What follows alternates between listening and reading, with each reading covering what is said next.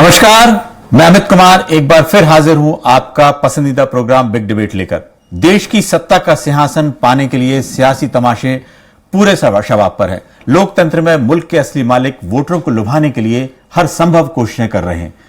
कांग्रेस पहले ही न्याय पत्र जारी कर सपनों का संसार वोटरों के सामने रख चुकी है। अब की बार 400 पार के नारे के साथ चुनावी मैदान में उतरी बीजेपी ने अपने संकल्प पत्र में वायदों की बहार ला दी है। आज हम इसी पर चर्चा करेंगे। देखिए आज की एक खास पेशकश, संकल्प पत्र तैयार, वायदों की बहार। हमारे साथ चर्चा में शामिल होने के लिए मेहमानों का एक खास पैनल मौजूद है। उनसे आपको रूबरू कराऊं और वायदों की समीक्षा करें, उससे पहले देखिए एक रिपोर्ट। लोकसभा चुनाव 2024 के लिए बीजेपी ने रविवार को दिल्ली में संकल्प पत्र जारी किया।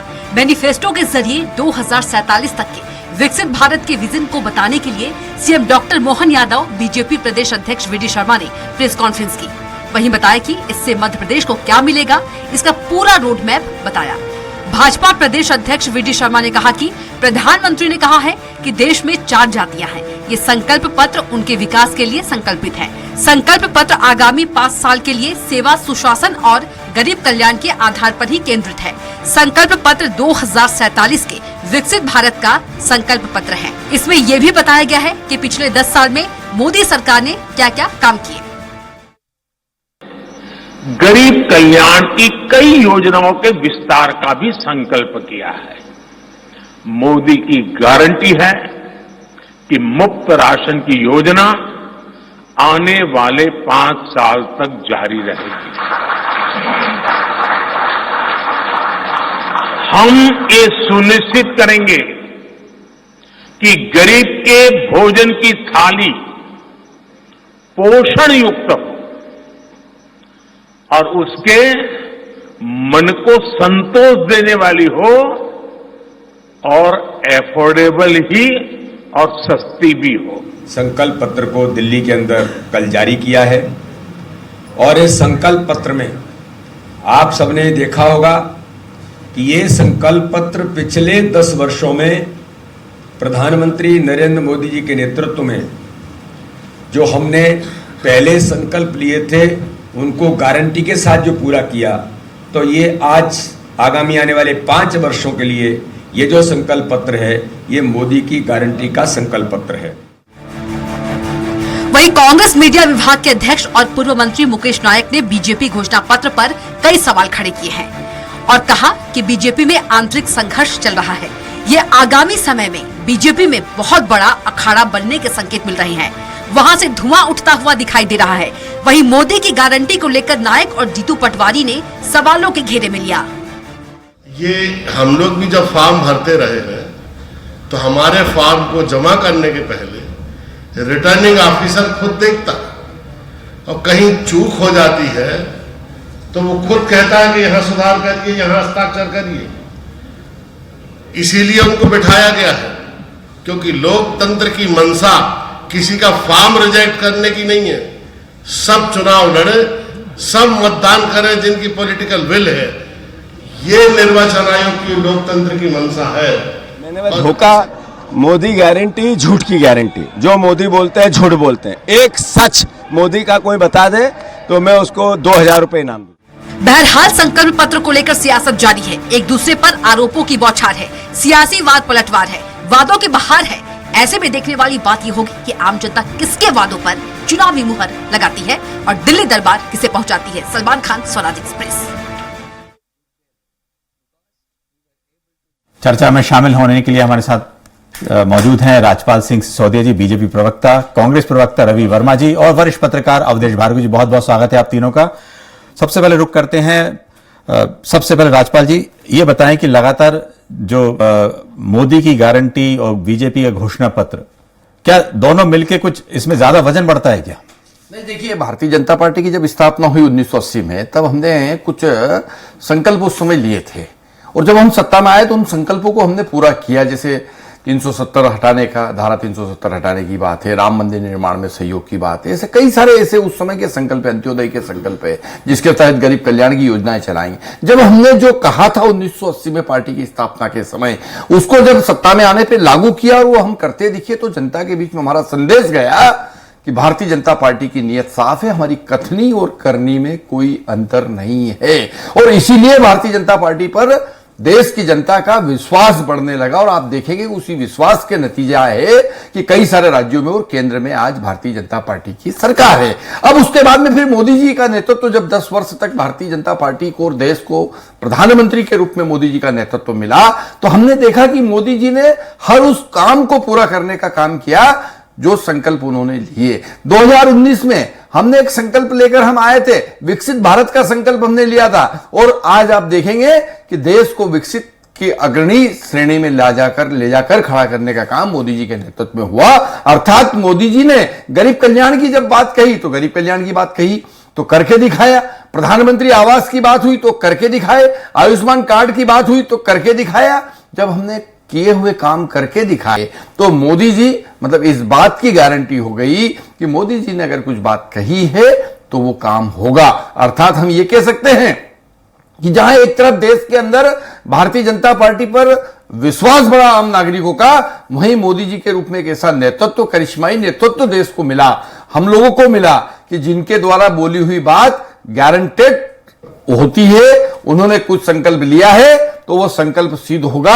गारंटी उनकी इस बात की है कि उनने जो बोला है उसकी भी गारंटी है पूरा होने का। चलिए, गारंटी की गारंटी अगर कोई है, गारंटी की बात आपने की है, लेकिन इसको झूठ की गारंटी जो कांग्रेस कह रही है लगातार, जिस तरह से हमने कांग्रेस के प्रदेश अध्यक्ष को सुना, रवि जी क्या लगता है, क्या गारंटी तो 25 गारंटी तो कांग्रेस ने भी दी हुई है अपने न्याय जो वचन पत्र आपने दिया हुआ है, न्याय पत्र जो दिया हुआ है उसमें भी? देखिए, भारतीय जनता पार्टी का जो घोषणा पत्र है वो घोषणा पत्र नहीं, जुमला पत्र है, क्योंकि भारतीय जनता पार्टी ने, बीजेपी ने 30 मार्च 2024 को मैनिफेस्टो कमेटी बनाई और 13 दिन में फटाक से जुमला पत्र को जारी कर दिया। लेकिन वहीं हम देखेंगे कि कांग्रेस पार्टी का जो न्याय पत्र है वो भारत की आकांक्षाओं का दस्तावेज है, जिसे कांग्रेस ने कन्याकुमारी से कश्मीर तक जब राहुल जी चले तो हजारों लाखों लोगों की जो आकांक्षाओं के अनुरूप हमने उनको देखा, उनकी पीड़ाओं को सुना और हमने उसे एक जो है न्याय पत्र के माध्यम से लिखने का कार्य किया। लेकिन वही जो जिस मोदी की गारंटी का जो दम्भ भरा जा रहा है, मोदी की गारंटी ही आज देश में जो धोखा साबित हुई है, क्योंकि जिस तरीके से कुछ दिन चुनाव के पूर्व भी मध्य प्रदेश देश के प्रधानमंत्री आते हैं, भारतीय जनता पार्टी का शीर्ष नेतृत्व लगातार मोदी की गारंटी का दम भरता है कि 450 रुपए का सिलेंडर मध्य प्रदेश में दिया जाएगा। तो मेरी मध्य प्रदेश की लाडली बहनाएं पूछ रही है, क्या कमल का फूल मेरी इतनी बड़ी भूल कि जो सिलेंडर में मनमोहन जी की सरकार में 450 का खरीदती थी वो आज उनको 1000 का क्यों खरीदना पड़ रहा है? जो किसानों को जो है 2700 रुपए से बढ़ाकर 3100 खरीदने की बात थी वो आज कहीं भी दूर दूर तक खरीदी नहीं हो रही है। तो मोदी की गारंटी ही देश के साथ सबसे बड़ा धोखा है। 2 करोड़ लोगों को रोजगार देने की बात थी, वो आज कहीं ना कहीं रोजगार देने में विफल साबित हुए। मध्य प्रदेश हो या देश में रोजगार के नाम पर इस सरकार ने सिर्फ युवाओं को छलने का काम किया। भारतीय जनता पार्टी के घोषणा पत्र में अग्निवीर जैसी जानलेवा जो भर्ती स्कीम है उसे निरस्त करने का कहीं कोई वादा नहीं है। इस अग्निवीर योजना के माध्यम से ये देश में ठगने चले हैं तो युवा भी कमर कसकर तैयार है कि ऐसी फर्जी गारंटी वालों का देश से बाहर निकाला किया जाएगा, सत्ता से खदेड़ा किया जाएगा, जो गारंटी के नाम पर भावनात्मक मुद्दे फैलाकर जो संपत्ति। चलिए रवि जी आपने जो वादे किए हैं या आपने जो गारंटी दी है, जो 25 न्याय पत्र में जो आपने कहा है कि 25 गारंटियों की चर्चा की है, उसको रखना चाहिए था इस समय। और बात करते हैं हमारे साथ वरिष्ठ पत्रकार अवधेश जी। एक सवाल यह है कि क्या इस बार जो है बीजेपी ने जो अपने घोषणा पत्र में यह कहा जाए कि मोदी जी ने 4 वर्गों में बांटा है, 4 जातियों के बारे में बात की, युवा, महिलाएं, किसान और गरीब, क्या ये सिर्फ कागजों पे है या इस पे पूरी चर्चा उन्होंने बिल्कुल इस बार की हुई है कि जो 4 ये जातियां हैं जो दूसरी जातियों पे जिस पे वोट मांगा जाता है उसको कहीं दूर रखा है? देखिए, ऐसा है, भाजपा में बहुत बदलाव आया है जी, और मोदी जी आज जो गारंटियां दे रहे हैं या जिनकी बातें उन्होंने की हैं, सबसे पहले तो बदलाव ये आया है कि पहले कोई भी बात भारतीय जनता पार्टी करती थी, घोषणा पत्र में कोई भी वायदे भारतीय जनता पार्टी करती थी। अब सिर्फ मोदी की गारंटी चल रही है। अब मोदी की गारंटी की बात करें, उन्होंने युवा वर्ग के लिए, महिला वर्ग के लिए, व्यापारी वर्ग के लिए और थोड़ा बहुत मध्यम वर्ग के लिए जो कुछ भी गारंटियां दी हैं और उनकी गारंटी ली है, तो आप देखें सीनियर सिटीजन के लिए उन्होंने क्या किया है, सिर्फ सीनियर सिटीजन को आयुष्मान में शामिल किया है कि 70 साल से, सीनियर सिटीजन भी कौन, जो 70 साल से ऊपर है, यानी 60 से ऊपर नहीं, उनका इलाज आयुष्मान के अंतर्गत होगा। आपने पहले उनसे उनका रेलवे पास छीना, आप वंदे भारत चला रहे हैं, आप मेट्रो चला रहे हैं, वंदे मेट्रो चला रहे हैं, कम से उनका आप रिजर्वेशन का कोटा ही रिजर्व कर देते जी। सीनियर सिटीजन्स के लिए आपने वरिष्ठ नागरिक, क्या वरिष्ठ नागरिक यहाँ का वोटर नहीं है? और वरिष्ठ नागरिकों की संख्या मैं समझता हूं युवा लोगों से कम नहीं है, दोनों लगभग बराबर है। अगर चारों वर्गों को हम बांट दें कि जवानों को बांट दें, महिला को बांट दें, युवा वर्ग को बांट दें, तो वरिष्ठ नागरिक भी इनके बराबर ही हैं। आपने उनको ब्याज दर में क्या छूट दी, आपने उनको इनकम टैक्स से क्या छूट दी, आपने उनके लिए कुछ नहीं सोचा। आपने कहा हम 5 करोड़ गरीबों के लिए आवास बना चुके हैं, 3,000 करोड़ आवास और बनाएंगे, यह गारंटी दी है। आप भोपाल में ही देख लीजिए, 2-2, 3-3 साल से पूरे पैसे जमा हैं, बैंकों से लोन लेके झुग्गी वालों ने जमा किए हैं, आज तक उस स्पॉट पर रोड का डेवलपमेंट नहीं हुआ, नाली तक नहीं खुदी, खुद नगर निगम ये स्वीकार कर रहा है। चलिए, आपने जो महत्वपूर्ण बात आप उठा रहे हैं कि जो वरिष्ठ जो नागरिक हैं उनके लिए और भी योजनाएं जो है लागू करनी चाहिए जो बंद कर दी गई हैं, उसका राजपाल जी से ही बातचीत करेंगे। राजपाल जी, कुछ और ऐसी जो वरिष्ठ नागरिकों के लिए शामिल करना चाहिए थी, वो कुछ शायद इसमें कुछ बातें छूट गई हैं, लेकिन एक बात महत्वपूर्ण बात यही है कि इस बार जो है बीजेपी ने अपने घोषणा पत्र में 4 जातियों को जो डिफाइन किया है, अलग 4 वर्गों को, क्या लगता है क्या सही में बीजेपी उन पे अमल करने वाली है कि वोट उन्हीं पे मांगा जाएगा जो अगले पिछड़ों पे मांगा जाएगा, कि ये 4 वर्ग जो बांट दिए हैं इस पर फोकस करेंगे? देखिए, मोदी जी ने अपने उद्बोधन में पिछले दिनों ये बात कही, और कही नहीं है बल्कि इस बात को उन्होंने लागू करने का काम भी किया। उन्होंने ज्ञान ऐसा करके एक शब्द का उपयोग करा, ज्ञान का जी मतलब गरीब, ए वाय मतलब युवा, ए मतलब अन्नदाता, और एन मतलब नारी शक्ति। ये जो 4 वर्ग है, इन 4 वर्ग को ही जो है इसमें इनको सशक्त करने का, 4 वर्गों को सशक्त करने का एक संकल्प लेने का काम हुआ है। निश्चित तौर पर आज महिला सशक्तिकरण के मामले में हमारे देश के अंदर, हमारे प्रदेश के अंदर आप देखेंगे तो कई सारी योजनाओं के माध्यम से आज हम ये कह सकते हैं कि महिला सशक्तिकरण का हमने मध्य प्रदेश सहित देश भर में कई सारे कार्यक्रम देने का काम किया है। उसके साथ में अन्नदाता की अगर बात करें तो किसान सम्मान निधि की बात, किसान सम्मान निधि देश भी दे रहे हैं और प्रदेश भी दे रहे हैं, दोनों सरकारें देने का काम कर रही है। और अब उसमें और विस्तार उसका दायरा करते हुए मछली पालन करने वाले जो लोग हैं, मछुआरे बंधु, उनको भी किसान की श्रेणी में, पशुपालक को भी किसान की श्रेणी में लेकर उनको भी क्रेडिट कार्ड और अन्य योजनाओं को लाभ देने का काम इस संकल्प पत्र में हो रहा है। इसके साथ साथ में जब युवाओं की बात करें तो युवाओं के लिए कई सारी योजनाएं हमने इस संकल्प पत्र में लेने का काम किया है, टूरिज्म से लगा के, मेडिकल से लगा के तमाम। उसके बाद में गरीब के लिए अगर हम बात करें तो गरीब कल्याण के तो कई सारे कार्यक्रम इस सरकार ने लागू किए और जिनको आगे चलिए, मेरा सवाल था क्या अगली पिछड़ी जातियों में वोट मांगे कि इसी को पूरा फोकस करके रखेंगे? नहीं, देखिए, निश्चित तौर पर मोदी जी का स्पष्ट कहना है कि हम जो है जाति, जो वर्ग जो है, ये वर्ग, ये ज्ञान के अंतर्गत जो 4 वर्ग बनाए, इन 4 वर्गों के उत्थान के साथ साथ में समाज के सभी वर्गों को साथ में लेकर सबके अंत्योदय करने का, सबका कल्याण, गरीब कल्याण करने का काम हमारी सरकार कर रही है। अभी आयुष्मान भारत योजना के तहत बात हो रही थी तो कई लोग लाभान्वित हुए हैं और 70 वर्ष से अधिक के सीनियर सिटीजन भी अब उसमें लाभान्वित हो, ये मांग गई थी। उस मांग को उन्होंने संकल्प पत्र में शामिल करने का काम किया। मैं रवि जी से ही पूछता हूं कि क्या आपको लगता है कि अगले पिछड़ों पे बात ना होकर इन 4 जो वर्ग बनाए बीजेपी इस पे बात करेगी? और दूसरा यह है कि आपने अपने जो न्याय पत्र में ऐसी कौन सी, जैसे वरिष्ठ नागरिकों के लिए कोई योजना की, जो जैसे अवधेश जी भी कह रहे थे कुछ चीजें बंद हो गई हैं, क्या उनको, क्या कांग्रेस ने कुछ ऐसी योजनाओं को शामिल किया है?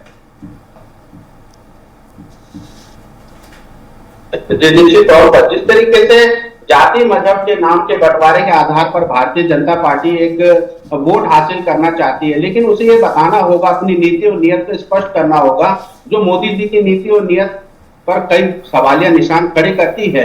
क्योंकि जिस तरीके से वर्गों में बांटने की राजनीति का जो चरित्र है भारतीय जनता पार्टी का, ये फूट डालो शासन करो की नीति करते हैं। जिस तरीके से आज क्षत्रिय समाज का पूरा अपमान किया गया, देश में एक अलग ज्वाला भड़क रही है, लेकिन आज तक कोई माफीनामा नहीं आया। मां से महंगाई की बात करने वाले नरेंद्र मोदी जी के जुमला पत्र में महंगाई पर कोई चर्चा नहीं है। ला से लड़की की बात करने वालों के लिए, लड़कियों के लिए, मेरी बहनों के लिए कोई बड़ी योजना नहीं है। तो कांग्रेस पार्टी का एक तरफ न्याय पत्र है जो युवाओं की सरकार बनते 30 लाख पदों की भर्ती सुनिश्चित करता है। वरिष्ठों के लिए जो रेल का जो किराया हुआ करता था, जो उनका रिजर्वेशन कोटा हुआ करता था, जिस सरकार ने छीनने का काम किया, उसे हम पुराने कंडीशन में यथावत चालू करने का काम करेंगे। हमारे जो वरिष्ठ जन है, सीनियर सिटीजन है, उनके हकाधिकारों को पुनः दिया जाएगा। जो रेल का एक सस्ता माध्यम, एक सफर इस देश में हुआ करता था, जो चंद उद्योगपति के हाथ में बेचकर इस सरकार ने डाका डालने का काम किया है, तो उसको मुक्ति दिलाने का कार्य कांग्रेस पार्टी की सरकार बनती ही करने का काम करेंगे। किसानों के लिए जो एमएसपी का जो वादा है वो हमने स्वामीनाथन कमेटी के एजेंट लागू करेंगे, एमएसपी की गारंटी सुनिश्चित करेंगे। जो किसानों के साथ जिस तरह की शहादतें हुई, आज भी देश में बड़े बड़े आंदोलन हुए, लेकिन इस सरकार का कलेजा और पसीना बिल्कुल भी नहीं पसीजा कि किसानों के लिए कोई न्याय कर पाते। तो इस हत्यारी किसानों की सरकार से कैसे जो किसान भाइयों को निजात दिलाने, उसके लिए बड़े रोड मैप के साथ कांग्रेस पार्टी मैदान में आ चुकी है। जी अवधेश जी, एक सवाल यह है कि इस बार बीजेपी ने सबसे पहले ये कहा कि वो 15 लाख सुझाव आए थे, 26,000 सुझाव तो मध्य प्रदेश से गए थे, आज जिस तरह से प्रेस कॉन्फ्रेंस में बताया गया। तो लगता है क्या इतने सुझाव के बाद ये पूरा जो संकल्प पत्र तैयार किया गया, मोदी की गारंटी तैयार की गई होगी? मुझसे पूछ जी जी अवधेश जी, क्या जरा प्रश्न दोहराइए जी।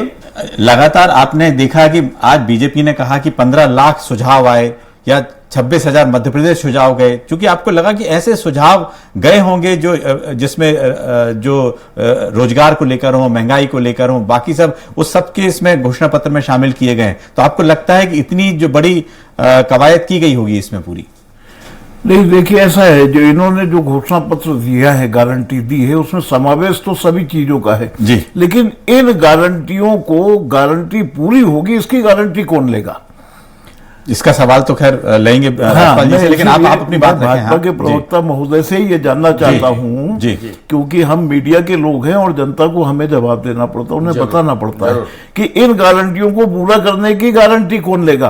क्योंकि आज भोपाल में आप 4 समय में यानी 2 दिन में 1 टाइम पानी दे रहे हैं। स्वच्छ जल सबसे मूलभूत आवश्यकता है। स्वच्छता, आपने कचरे की गाड़ियां लगा दी और डस्टबिन जो थे वो उठवा दिए। अब कचरा लेने वाला सुबह 6 बजे आता है, उस समय लोग कचरा आज रोडों पे डाल रहे हैं। तो आप ये सरफरी योजनाओं को बंद करने की गारंटी कौन लेता है? आपने बीआरटीएस बनाया, आखिर में आपको हटाना पड़ा। 362 करोड़ में बीआरटीएस बना था और उसको हटाने में आज कितना 15-20 करोड़ रुपया खर्च हो रहा है, और अब उनके बस स्टॉप बनाने खर्च। तो ऐसी सरफरी योजनाएं जो कम से कम जनता को लाभ न पहुंचाएं, जैसे आप झुग्गी मुक्त भी बना रहे हैं। तो जो मैंने कहा, आप नगर निगम कमिश्नर से पूछ लीजिएगा, 2-2 साल से पैसे जमाए और उनको ब्याज लग रहा है। बैंक से लोन लेके उन्होंने पैसे जमा किए हैं, 2-2 लाख रुपए उनसे जमा करवाए, और उनको आज तक मकान तो छोड़ दो, वहां नींव नहीं पड़ी है। तो ऐसी इन गारंटियों को पूरी करने की गारंटी, जो मूलभूत सुविधाएं हैं, ये इसकी गारंटी कौन लेगा? और मध्य प्रदेश सरकार खास करके, आप दूर मत जाइए, राजधानी का जब ये हाल है तो छोटे शहरों की बात तो अलग है। चलिए, वहां तो लंबी लंबी जो बड़ी घोषणाएं हुई हैं उसकी गारंटी कौन लेगा? आपका जो सवाल था अमित जी, इन्होंने कहा है कि हम पाइपलाइन से सस्ती गैस उपलब्ध कराएंगे। आज समय पर सिलेंडर तो आप उपलब्ध नहीं करा पा रहे हैं। आपने 12 सिलेंडर का फाउंडेशन लगा रखा है और आप पाइपलाइन से गैस उपलब्ध कराने की बात कर रहे हैं। आप सोलर की बात कर रहे हैं, सोलर योजना की। आज बिजली का बिल कितना बढ़ा हुआ है जी। आप निश्चित तौर पर आप लोन, आप हमको फाइनेंस करिए ना, आप जनता को फाइनेंस करिए, सोलर लगाइए, आप सब्सिडी दे रहे हैं, वो बिल की जगह हमसे किस्तों में ले। आप ऐसी योजना लाइए ना जिसका रूट मैप हो, जो उपयोगिता हो जिसकी। आपकी बात को ही मैं आगे बढ़ाते हुए कहना चाहता हूं कि इन सब बातों की गारंटी मोदी जी स्वयं ले रहे हैं। उन्होंने खुद कहा है, ये उनके शब्द है कि इन सब गारंटियों को पूरा करने की गारंटी मोदी लेता है। ये शब्द है उनके। तो निश्चित तौर पर मोदी जी ने जहां एक तरफ अपना विजन क्लियर करके नियत साफ करने का काम किया है, वहीं दूसरी तरफ आपने जिस प्रकार से जो स्थानीय स्तर के भी विषय बताए, मुद्दे बताए, आज हम मूलभूत सुविधाओं को देने में सफल हुए हैं। कुछ स्थानों पे कहीं कोई बात हो सकती है, उसको भी ठीक करने का काम स्थानीय स्तर के जो हमारा निकाय रहता है वो करता है। पर मैं ये कहना चाहता हूं कि आज केंद्र सरकार का जो काम है बजट आवंटन का, वो बजट आवंटन से लेके तो तमाम सुविधाएं उपलब्ध कराने का, आज देश के अंदर 8 करोड़ से अधिक लोगों को प्रधानमंत्री आवास के हम आवास दे चुके हैं और 5 करोड़ आवास नए सत्र में 2004 से 2009 के बीच में देंगे, इस बात का हमने संकल्प लिया है। आज हम जो है प्रधानमंत्री आवास के अलावा किसान सम्मान निधि 11 करोड़ किसान परिवारों को किसान सम्मान निधि के 12,000 रुपए प्रति वर्ष के हम देने का काम कर रहे हैं। 6,000 केंद्र सरकार दे रही है, 6,000 राज्य सरकारें देती है। उसको हम बढ़ाकर मछली पालन वाले लोगों को भी कृषक की सीमा में ला रहे हैं। राजपाल जी, आप लगातार, राजपाल जी बिल्कुल आप अपनी बात रख रहे हैं। एक मैं आपको एक बात बताऊं, जिस तरह से घोषणा पत्र में वादे किए जाते हैं, चूंकि अवधेश जी का ये कहना लगातार पिछले समय ऐसा रहा है, बहुत सारे घोषणा पत्र में वादे किए गए। इस बार आपने कहा मोदी की गारंटी एक व्यक्ति है। यही सवाल मैं रवि जी से पूछना चाहता हूं, क्या आपने जो अपने न्याय पत्र में गारंटियां दी हैं उसकी गारंटी कौन लेगा? देखिए, इस बात की गारंटी ये है कि जिस तरीके से केंद्र में मनमोहन जी की सरकार थी, तमाम ऐसे ऐतिहासिक निर्णय लिए गए, राज्यों में भी हमारी 15 माह की सरकार थी, तो हमने ऐसे तमाम ऐतिहासिक निर्णय लिए जो भारतीय जनता पार्टी की सरकार नहीं ले पाई। हमने 15 माह की सरकार में किसानों का ऐतिहासिक जो कर्जा था वो माफ करने का काम किया। एमएसपी के अभी भी कर्ज में है वो किसान, काम किया है। अरे राजपाल अभी भी कर्ज में है भाई साहब। वो राहुल जी कहाँ हैं जो बोल के गए थे? इंटरप्ट करेंगे तो चर्चा नहीं हो पाएगी। देखिए, मेरा निवेदन, एक मिनट राजपाल जी, बात पूरी करने दीजिए। लेकिन मोदी माँ से मछली, माँ से मीट और मुर्गा दिखता है। आज उनको जो है मूल बातों से कोई लेना देना नहीं है। कुछ इसी तरह की चर्चा राजपाल जी भी करना चाह रहे हैं कि उन्हें सिर्फ महंगाई से मणिपुर भी नहीं दिखता है, ना तो महिला सुरक्षा दिखती है, बस केवल धार्मिक। आपके राहुल गांधी जी गारंटी ले रहे हैं क्या? हम तो मोदी जी कह रहे हैं कि गारंटी लेंगे। आपके प्रधानमंत्री के उम्मीदवार कौन है, जरा बता दें। आप कोई व्यक्ति खड़ा कर सकते हैं जो ये बात की गारंटी लेके जो आपने 5-25 गारंटी थी उनको पूरी कराएंगे? नहीं है आपके पास में। अभी तो आपके दूल्हे का झगड़ा चल रहा है कि दूल्हा कौन बनेगा। इसलिए आप चर्चा को, बारात तो सजा ली है आपने। आपके पास कोई अपनी सही सवालों का सवाल। अरे भैया, बारात तो सजा ली। हम बोल रहे कि मोदी जी गारंटी ले रहे हैं। आप बता दो कोई नाम आपके पास हो तो चलो ये कर लो। रवि जी, आप बता दो कोई नाम हो आपके पास तो। मोदी जी को कौन एनडीए का नेता, कौन? मुर्गा दिखता है तो भारतीय जनता पार्टी के नेता नरेंद्र मोदी एनडीए के नेता। अब आप बता दो आईएनडीए का नेता कौन? लोगों को रोजगार बता दो, किया था, आपके पास तय हो गया हो तो। ठगी हो गई। चलिए राजपाल जी, ठगी के बाद आज युवाओं के लिए कोई बड़ा प्लेटफॉर्म नहीं है आपकी सरकार के पास रोजगार देने के लिए। केवल बातों के बतासे बनाना चाहते हैं आप यहाँ बैठकर। अरे आप बता दीजिए, सीधे सवाल पूछना चाहता हूं आपसे कि आप बता दीजिए कि आपके गठबंधन का नेता कौन है, कौन आपका प्रधानमंत्री का उम्मीदवार है। चलिए कौन राजपाल जी गारंटी देने वाला है, उसका नाम बता दो। देश की जनता पूछ रही है आपसे। राजपाल जी, एक मिनट। मुद्दों पे चर्चा करना ही नहीं चाहते हैं। राजपाल जी, एक मिनट जी। रवि जी, अपनी बात रखिए। मैंने आपसे सवाल किया था कि जो गारंटी, जो न्याय पत्र है जिसमें जो 25 गारंटी है, कांग्रेस की तरफ से किसी तरह की गारंटी क्या पूरी पार्टी ले रही है या किसी, जिस तरह से बीजेपी ने कहा है उस तरह से कोई आपके शीर्ष नेतृत्व इसको ले रहा है? देखिए, जिस तरह की गारंटी और जिस तरह का न्याय पत्र हम लेकर आए हैं उसकी समूची जिम्मेदारी भी हम लेते हैं, क्योंकि राहुल जी ने कन्याकुमारी से लेकर कश्मीर तक पैदल यात्रा चलने के दौरान जिस दर्द को महसूस किया है, जिस आवाम की। राहुल जी किस हैसियत से ले रहे हैं? क्या वो कांग्रेस के अध्यक्ष है? क्या वो इंडिया गठबंधन के अध्यक्ष है? क्या इंडिया गठबंधन ने उनको सर्वसम्मति से निर्णय लेने के लिए अधिकृत कर दिया है? कोई भी फर्जी आदमी आएगा और लेगा जिम्मेदारी। नहीं है, देश की जनता पूछ रही है। राजपाल जी, एक मिनट बात रखने दीजिए जी। आज वो फिर गारंटी पे गारंटी की बात कर रहे हैं। ये किस तरह की जुमलेबाजी है, ये किस तरह की धोखेबाजी है? आखिर ये षड्यंत्रकारी लोग देश की आंखों में कब तक धूल झोंकेंगे? चलिए रवि जी, आपने अपनी बात रखी। एक सवाल अवधेश जी इनका खदेड़ा करने के लिए तैयार हैं। अवधेश जी से एक सवाल। जी के पैरों के तले जमीन नहीं, फिर भी उनको यकीन नहीं। तो इस तरह के भारतीय जनता पार्टी दिन में सपने देखती है तो देखती रहे। चलिए रवि जी, आपने अपनी बात रखी है। अवधेश जी, एक सवाल यह है, क्या जिस तरह से घोषणा पत्र बीजेपी ने दिया है और पूरे हर मतलब एक अगले दिन भी उन्होंने पूरी प्रेस कॉन्फ्रेंस करके राज्यों का क्या कंट्रीब्यूशन होगा या उनको क्या मिलेगा इस तरह की बात की है। और न्याय पत्र भी कुछ दिन पहले कांग्रेस ने अपना रखा है। क्या घोषणा पत्र से वोटर को लुभाया जा सकता है या बहुत हद तक उनको अपनी तरफ खींचा जा सकता है? क्योंकि इसके पहले भी हमने बहुत सारे घोषणा पत्र देखे थे पुराने चुनावों में जो पूरे लगभग नहीं हो पाते हैं, उनको देखते हैं तो देखिए, कांग्रेस और भाजपा दोनों जनता की सेवा कर रही हैं, बहुत अच्छी बात है। कांग्रेस की एक मजबूरी यह है, मजबूरी कहे या उनका स्वामी भक्ति कहे, कि वो अध्यक्ष बाहर का चुनने के बावजूद भी राहुल गांधी को नहीं भूल पा रहे जी। और राहुल गांधी का एक ब्रांड बन चुका है जो लोगों को लगता है जैसे उन्होंने कहा आलू से सोना बनाएंगे या ये करेंगे, तो लोगों को उसमें थोड़ा सा लोग उसको ऐसा लेते हैं कि गंभीरता से नहीं लेते। चलिए, ये मोदी जी ने कुछ ऐसे काम किए हैं जिसको लोग थोड़ा गंभीरता से लेते हैं, लेकिन अकेले मोदी जी कुछ नहीं कर सकते।